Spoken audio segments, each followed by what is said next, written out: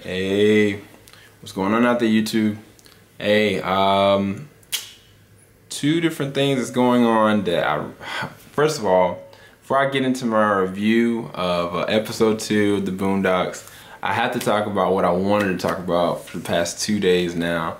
Yesterday I was out sick. Sunday night I got a major news update about the official confirmation that not only is Justice League gonna be made and it's been confirmed and put in production, but Zack Snyder is gonna be helming the direction of it.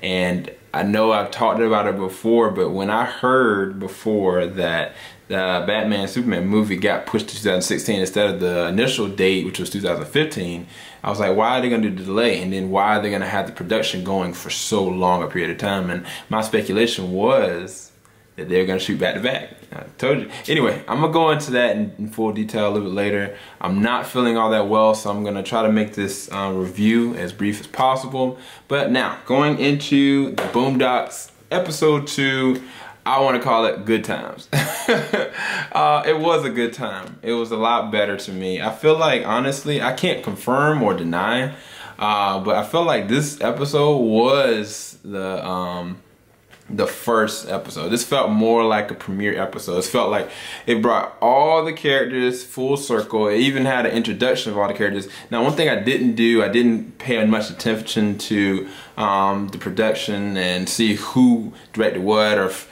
Aaron was mentioned at all on this time. I really was just looking forward for the episode because I really wasn't feeling all that well. But I felt like this one was a lot more authentic. I felt like it reintroduced Granddad, Huey, Riley in a better light, but at the same time where their characters since the 3rd season. And of course, now you're going into what we were talking about before, which is Granddad is invested his money the wrong kind of way, and now they're broke. And what are they gonna do from that? And then it emulated good times. And what made it even crazier is that Uncle Ruckus is now on the opposite end of that, whereas before he was taking all these odd jobs and doing stuff for the Freemans, working at the movie theater, working as referee, doing everything he could. Now, one thing I find interesting about Ruckus, even though he says that he does hate black people, I know he does, but he's a hard-working man. He does work a lot of different jobs, and now he's been put to the forefront in the political scene, and so now he's running for mayor, coming off of working, almost winning the presidential election, which is insane. And he's going off of his revitiligo. I think that they're gonna pull into that later, saying that okay, he was white and then he's got this condition that keeps him black. I think that once if he ends up going to be mayor, I think what the way that's gonna dispel him is they're gonna do a DNA test and prove that Uncle Ruckus is African American, and it's gonna probably change the scope for his character. But one thing I liked about this episode is that you bring in the characters in new directions. And I mean, Granddad, one thing I didn't like about Granddad in this one is it makes me feel Granddad's stupid. And I know Granddad's not stupid, he's not retarded, but he always does put himself in bad situations. Whether it comes to women, whether it comes to listening to Riley, whether it comes to doing his own personal thing. And I mean, that comes with age. When you get older, you want to do what you want to do, you know? But it was just like, through this situation now, once he got put in financial debt, he just got himself in worse situation, and some of it was pretty funny. As I said before in my reviews before, that I don't really recommend or even acknowledge or like a lot of the profanity in it. Of course, they bleep out a lot of it, but it is very entertaining, very funny series.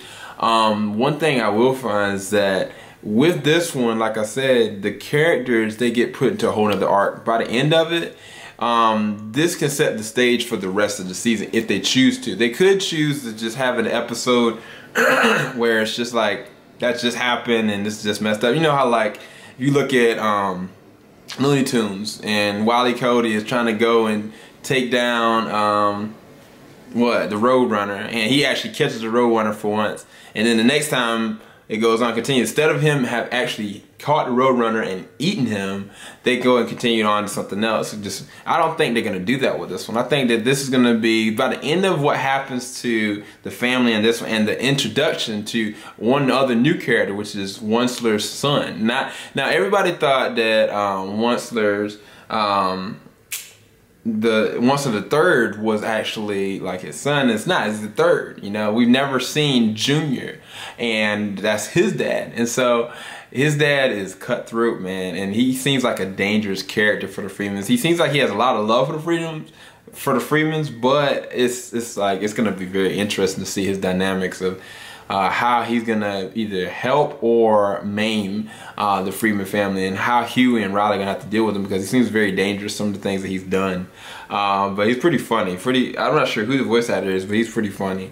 But all in all, I enjoyed this one a lot more. I probably have to give this one maybe like an 8 out of 10. It wasn't like super funny, but it was more grounded. It felt like it was more authentic. It felt like they're building on something. I felt more of like Aaron's presence with this one more so than I did the last one. And I think that more than anything is that they brought everybody to the forefront as far as talking about where they're at in their life and what's about to happen. And with Ruckus being in the political scene and the thing that he's wanting people to do, I can't spoil it, but oh my gosh, it's gonna put the Freemans in such a bad mess. And then they showed a preview of I guess Huey has made some kind of hair growing serum that allows hair to grow instantaneously like nothing. And what it seems like, they're out in the desert and they're trying to develop it, and it seems like straight out of Breaking Bad. And I know we've all seen the preview of Breaking Bad. We've also seen the major preview. Anybody that wants to see like a major preview, if you have an iPhone or if you use iTunes, I think you can go to iTunes and go to TV shows. They'll show a preview, a whole preview of the whole entire season. And there's spoiler alert, like I said, is there a point where you see Huey and Riley and Granddad in a situation where they're getting like put under harsh conditions, and Huey has a word for it. He's like, Granddad, we're in I know this isn't a huge spoiler, but I hate spoiling things for people. I'd rather you go and look at it. But like I said, I really enjoyed this one a lot more. The other one with Tom, it felt more like a filler episode anyway. So if this one is the first episode, I really like the direction it's going, and I really did feel Aaron's presence in it, in the writing and just the character development. It didn't have to be super funny because it just wanted to reintroduce what's going to happen. And I mean, from what's going to happen with the Freemans at this point, I mean, that's going to be just crazy in and of itself. And not just that, like one of the things that I said in the last review is that there was a wow factor that I had building from the first season, second season to the third season. Certain things that would happen just like me.